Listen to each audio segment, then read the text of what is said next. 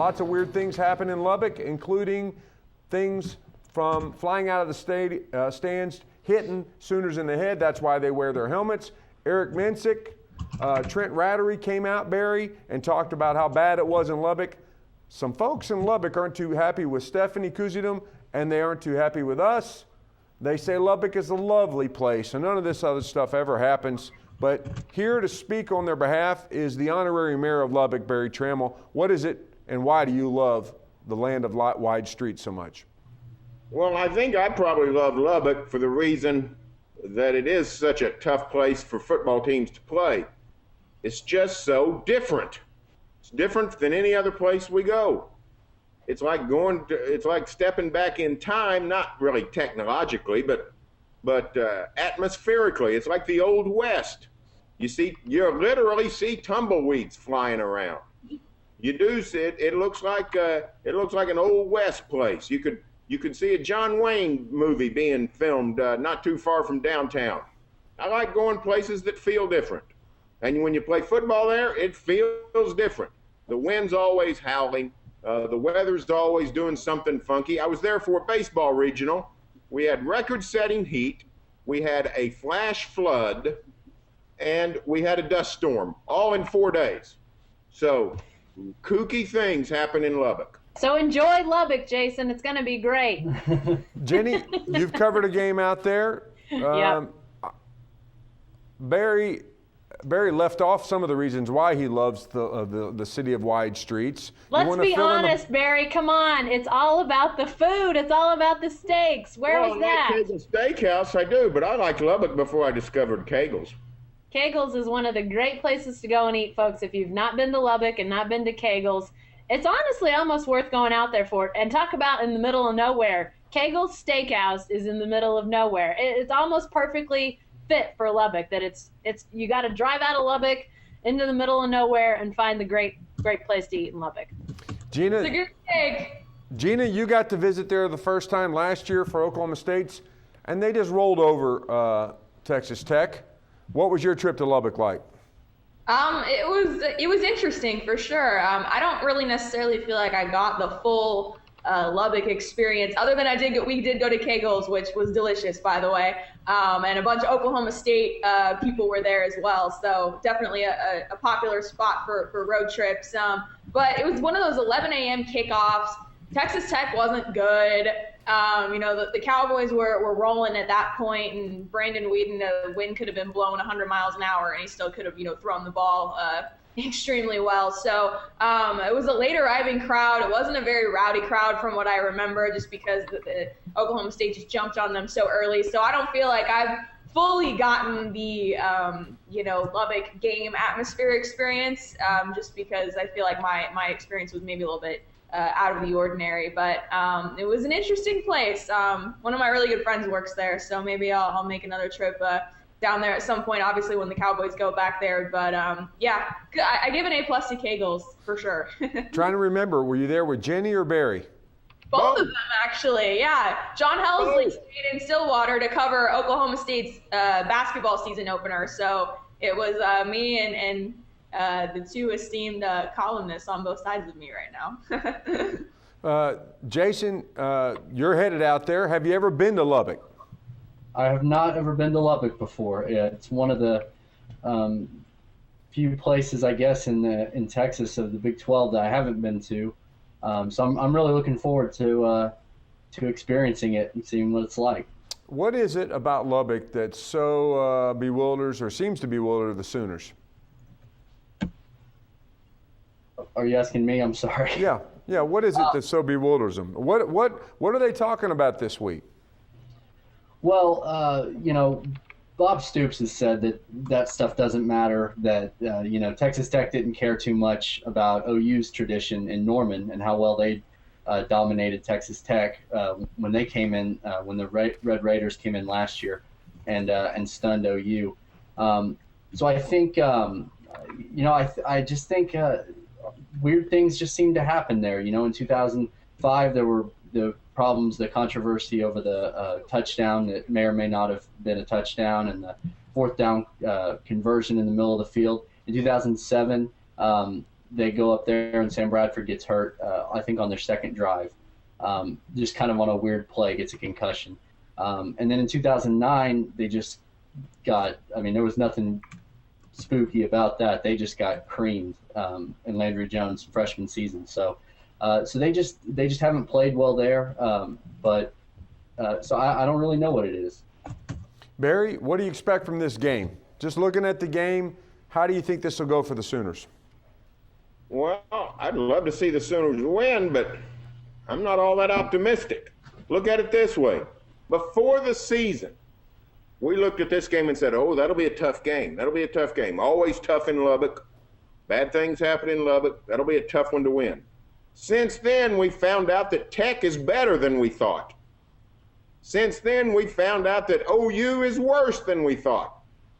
So all of a sudden, I'm supposed to be optimistic about OU going to Lubbock?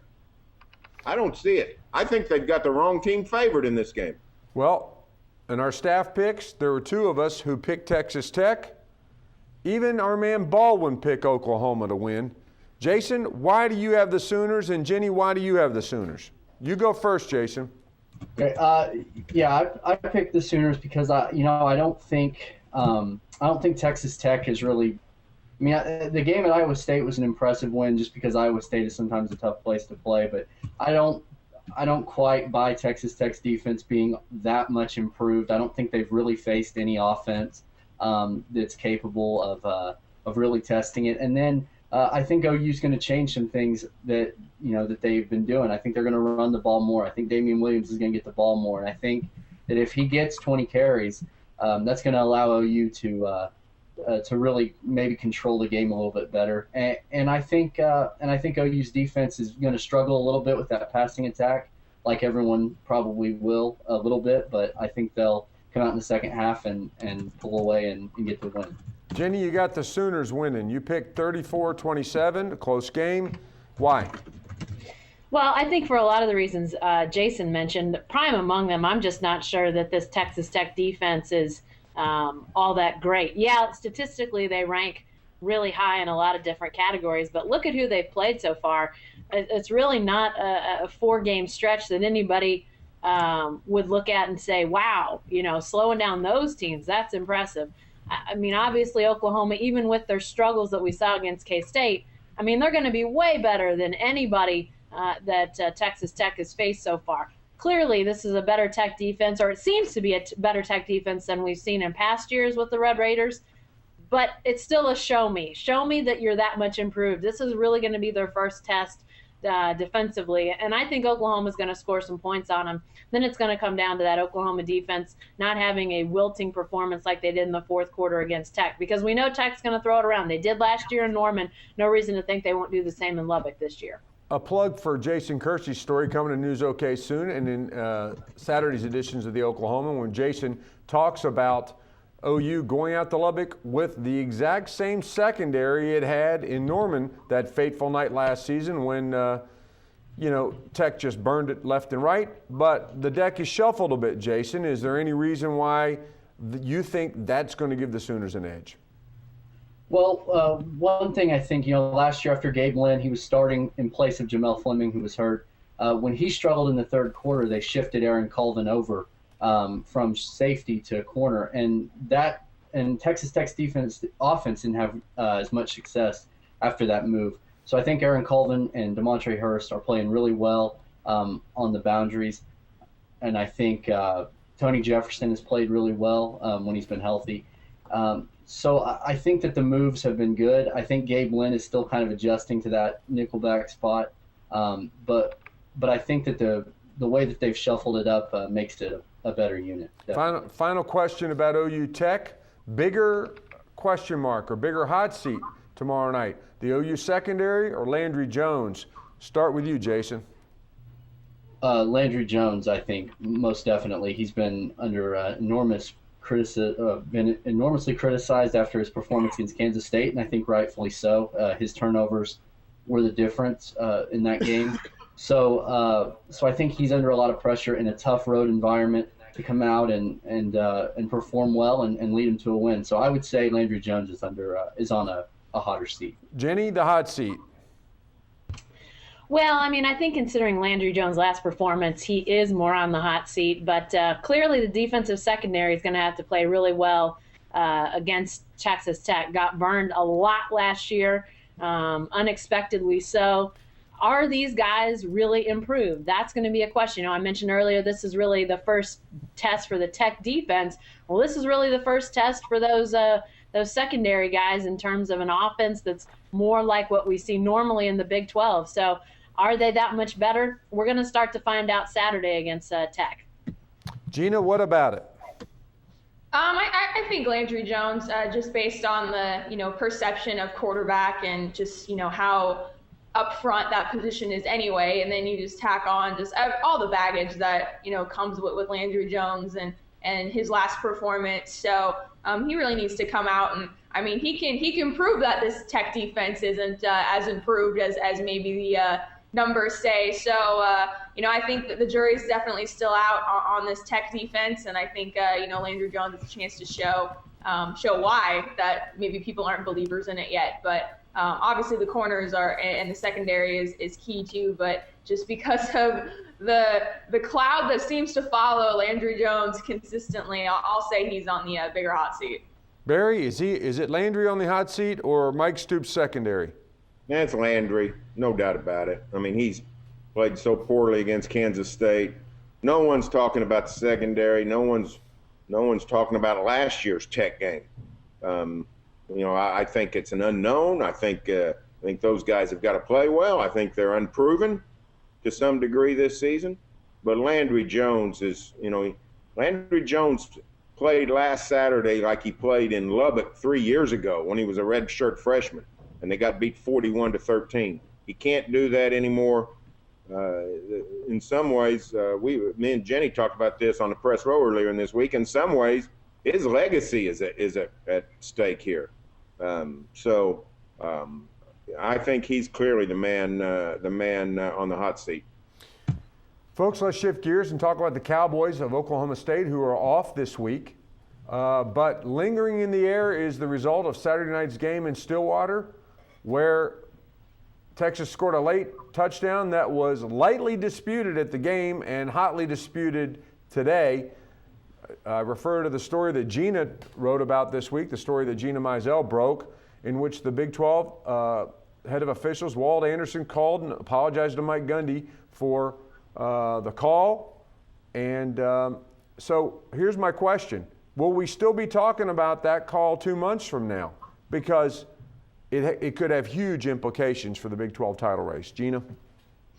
We very well could. It's interesting because my mom, of all people, was who brought this up to me on Wednesday when all kind of the story was happening, and she's like, "Well, what if Texas goes undefeated and or loses one game and they're in the national championship picture?" And I'm like, "Well, that's a good point." And I mean, on the flip side of things, what if OSU either A gets back into contention for the Big 12 title, or B, potentially with how much parity is in the Big 12 this year, what if they're fighting for some sort of to become bowl eligible, or fighting for a certain bowl berth? That game could certainly come into play. So I think it probably isn't going to go away just because of the close competition between the Big 12 and just some implications later. So you always hope that that call doesn't come back to really affect anything. But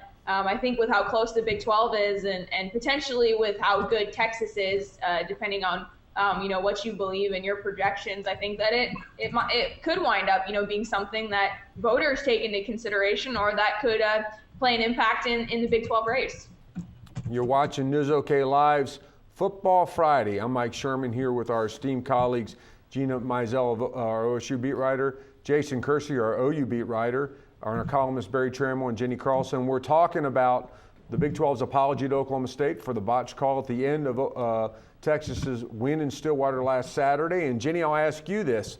The scenario Gina's mom brought up, and I got to give her credit. She's the first. In the middle of that story, we didn't really pause to sort of ask what this apology could mean. It could mean that, Jenni, let me ask you, could it mean that a voter is sitting there, a voter whose vote is considered now in the BCS formula, will be sitting there in 5 weeks trying to sort out an undefeated Texas, an undefeated Alabama, and an undefeated somebody else, and say, you know, the Longhorns really didn't win that game in Stillwater a couple weeks ago. Well, I think it's entirely possible that could happen, you know, and it would be difficult. And if I was one of those voters, I know I'd be hard pressed to say, well, Texas still won that game. I mean, I think that I think there's pretty good evidence that's out there that says no, Oklahoma State should have recovered that fumble, should have been given the ball, and likely would have run out the clock. You know, as we talked the other day when this story broke, when Gina broke it, crazy things can happen. You know, we saw Brandon Whedon fumble in the victory formation a year ago. So if he can fumble in the victory formation, we know something could have happened on Saturday. But clearly the more likely scenario is OSU running out the clock and winning that game. So, and Texas losing that game. So if you are a voter, I think you have to give that serious consideration if it comes into play. And, you know, it very well could. We'll have to see how things go. But, you know, it's obviously a possibility in the way that this season could play out. I think the official term now for wackiness that could happen at the end of the game is somebody could go all Greg Schiano. Isn't that it, Gina? Sure, you can copyright that now. Okay, you got it. Barry, what about it? Is this going to be held against Texas in some future day? Well, I think the only way it is held against Texas is if we get to the end of the season and you're trying to decide, you know, you got Texas and Florida State or Texas and Oregon or Texas whoever, and you're just trying to nitpicks and you don't know what to do, and you say, well, that was sort of a squishy win. I'll vote for the other team.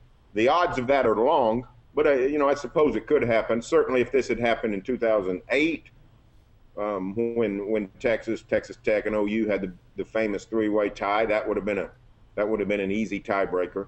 So unless we get into another BCS political battle, I don't see how it's a factor. It's too like Bob Stoops said the other night about the Oregon game of '06. He said, when the Pac-12 apologized, he said that was fine, but it didn't change my record and it didn't change our ranking. Jason, two questions or a different way of looking at it for you. If we're trying to use that to sort of sort out Texas's standing, that would have meant that the Longhorns will have won Saturday in Austin and having beat West Virginia, a team that scores like a slot machine, and they would have won in Dallas 2 Saturdays or next Saturday. So that means the Longhorns are really good. Do you think they're really good? I do think they're really good. I think their defense isn't quite as good as we thought it was, but their offense is much better than we thought it was. So I do think Texas is really good, and I think that whether we'll be talking about this in 2 months depends on how things go for the rest of the way.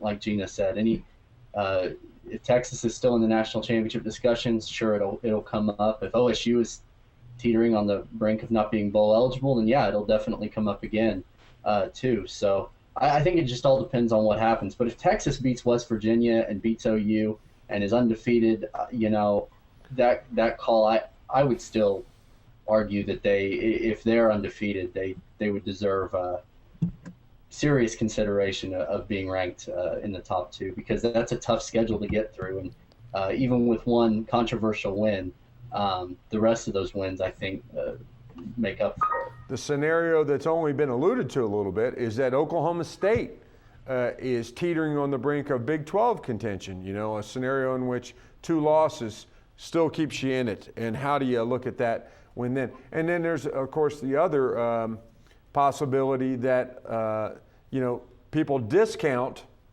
our story, which the Big 12, our story again was that the Big 12 head of officials called Mike Gundy and apologized and admitted it was a blown call. The Big 12, full disclosure, sent out a tweet that said reports about this were inaccurate. I think it's a classic non-denial denial. They didn't say they didn't apologize. They didn't say the call wasn't blown. They said the reports are inaccurate, thinking maybe they're taking issue with our characterization, Gina, that they apologize profusely. But however the tone of it was, we're standing by our story. Our information's rock solid. And my next question is, what else out there in the world of sports should be apologized for? Who should be apologizing for something? There's probably bigger sins out there than just the Big 12's officiating up there in Stillwater Saturday night. Barry, you got any apologies you'd like to see? I wish ESPN would apologize for the Thursday night college football crew they're subjecting us to. Wow. Jesse Palmer and David Pollock are driving me nuts. Mosley Palmer.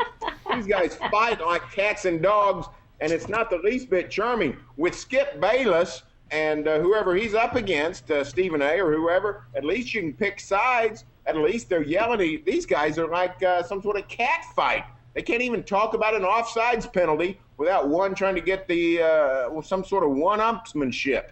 Go back to a two-man crew, ESPN, if you can't beat this. Now, I got to tell a story related to this. When ESPN started broadcasting Major League Baseball, they had a Wednesday night game. It was brand new, and they threw out a broadcast team of Gary Thorne, Norm Hitchkiss, and Mike Lupica. And they were doing the Baltimore Orioles, Milwaukee Brewers in the late 80s. And by then, the Orioles had sagged into mediocrity. They had a bunch of guys like Lee Lacy and Don Ossie playing for them, and they weren't very good, and neither were the Brewers.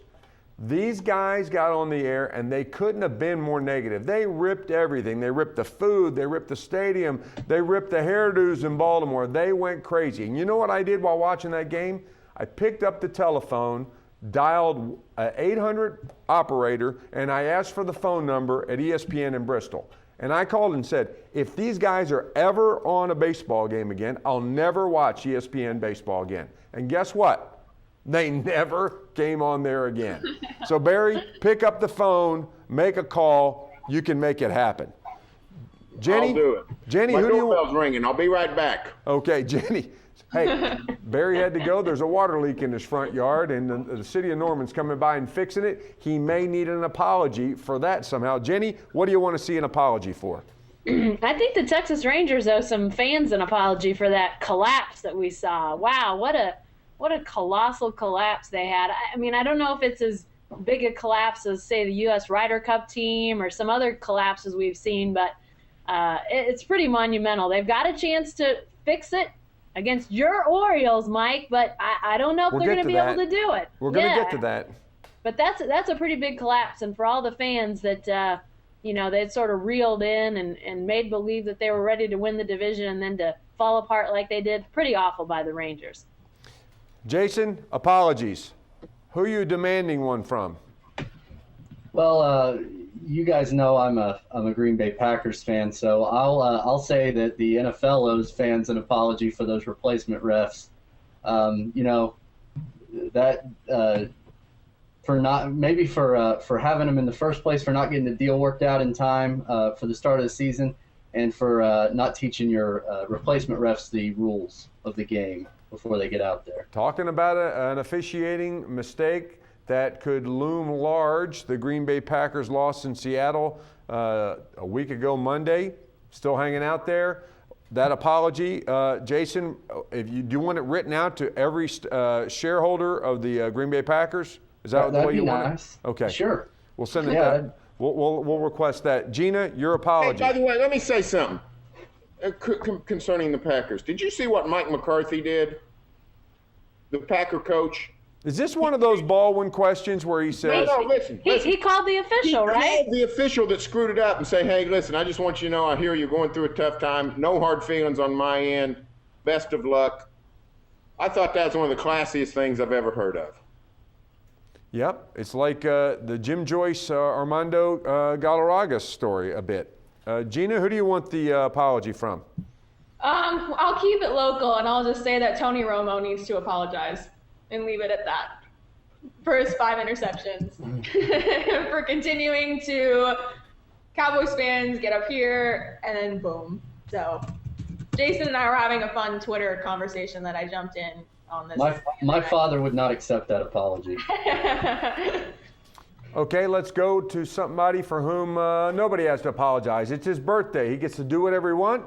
Happy 75th birthday, Barry Switzer. a momentous occasion that we observed in the news columns of the Oklahoman and News OK today. Lots of cool stuff about Switzer, assembled by these fine folks and many other members of our staff, including birthday wishes from 75 people who are, important in Switzer's life. I called it, guys, like a This Is Your Life Barry Switzer, walking right off the pages of the Oklahoman.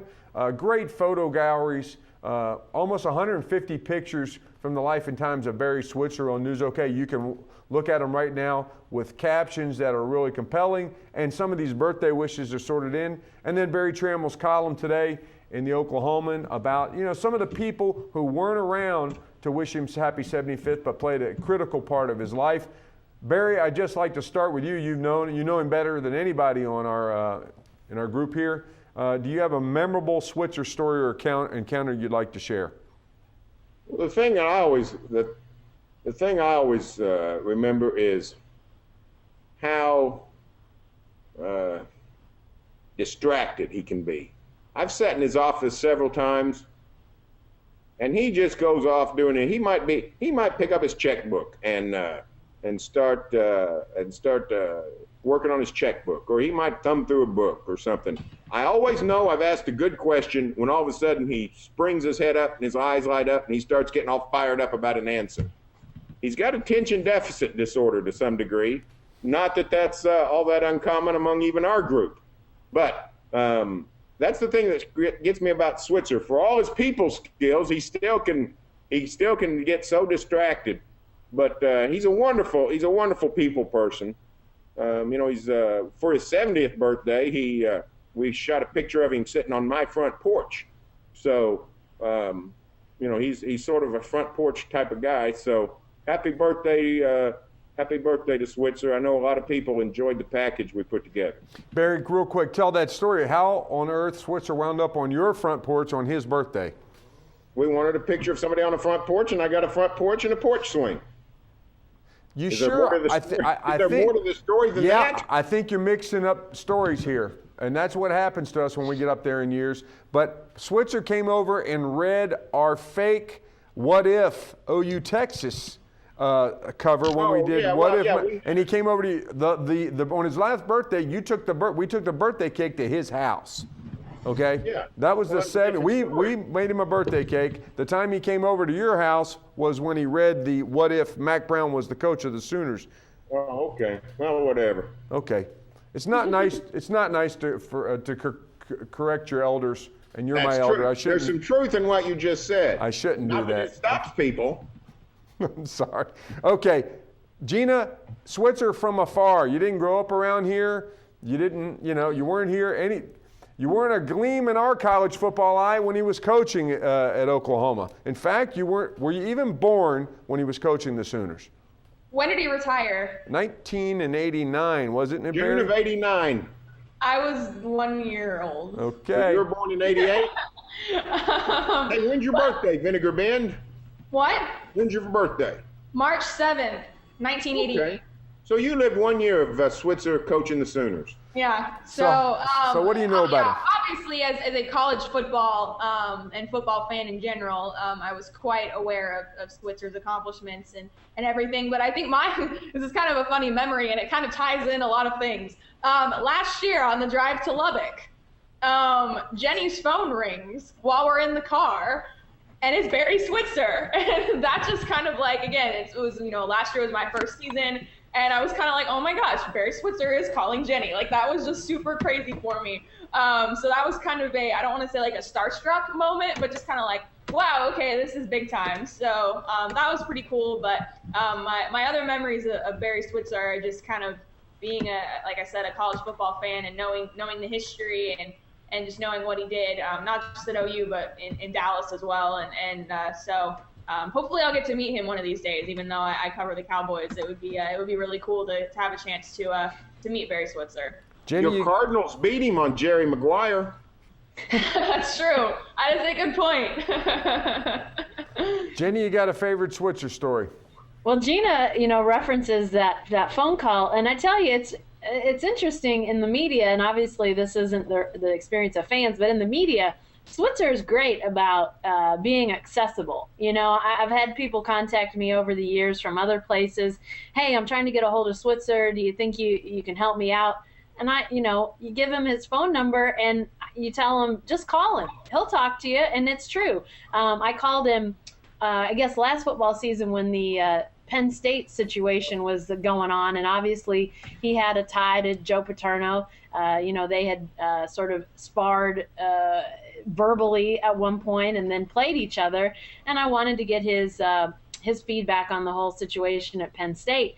And I think he was somewhere in Texas on an oil rig, and he said, "Is it okay if I talk to you here?" And I said, "Coach, you can talk to me wherever you want to. If you wouldn't have answered your phone, it would have been fine by me." But he is super accessible, always willing to chat, and that's really awesome. I think also another memory, I guess it was last year, one of our former colleagues, Bob Hersom, died, had been fighting illness, and had a funeral that a lot of us went to pay our respects, and Barry Switzer was there. Bob had covered him when he was at OU for us at the paper, and I thought it was super classy of Switzer to be there. We actually, Jason, got a wish from Bob's family that we included in our birthday wishes today. That'll always stand out with me too. That was nice. Bob Hersom, one of the few sports writers referred to in the Bootleggers Boy, wasn't it, Barry? I think he was referred to by name in that. Jason, your favorite Switzer story? Well, like Jenni said, he's just so accessible. I'd never met him before, but I was working on a story about the year that freshmen became eligible for college football, and I just called him up, and he said, "Just come on over." So I went over there and to his set in his office, and which his office is just really a neat room with so much cool stuff, and he sat and told stories that were just so interesting to listen to him talk. He's just a very good people person. And another story I would say is, my dad is a big OU fan, and he was working at Copeland's in Norman, office supply store, and he had just happened to bring in an old poster from 1974 from when he was a kid to get it laminated there, and Switzer came in. And my dad said he felt like a little kid walking up and asking him to sign it. But he said Switzer was just great, and thought the poster was so great, and was so seemed so happy to meet him, and happy to to help out and do that. So that's kind of has always been my impression of him, is that he's just a really good people person, and just enjoys being around people. A true man of the people. One of my favorite ones is the way Switzer just takes the stage in these big events like the Oklahoma Sports Hall of Fame, with Jenni has covered before. Barry, I think, Jason, you might have been at them too, the Jim Thorpe banquet. He gets up there and starts telling stories, and then when his mind, when there's a name that he's missing, he treats it like audience participation, and he starts snapping his fingers, and somebody will yell out the name of Beaumont. That's where that guy's from, or he has a way of just making it all look good. The last thing I'll say about Switzer is this: when I got here in the '80s to Oklahoma, there was must-see TV. NBC hadn't called it this yet, but on Thursday nights, Barry Switzer's coach show, the Sooner playbacks, used to run, I think, was it on NBC, Barry? Was it on Channel 4? Yeah, Channel 4. And I went to college at UCO with a bunch of guys who wished they went to OU. And when we did nothing, our softball games could not be scheduled, no studying could be done until we sat in front of the TV with, propped up on 2 boards and a cinder block or ill-gotten Coke or milk crates, and watched Barry Switzer talk about the game. And that's the first time I ever heard him say, Texas. He just had a way of talking and commanding the screen, and he still does all these years later. Happy birthday, Coach. That's all for this edition of the Football Friday Hangout, but you can stay with the best coverage team any day, every day at News OK, and every morning in the Oklahoman. Thanks, guys.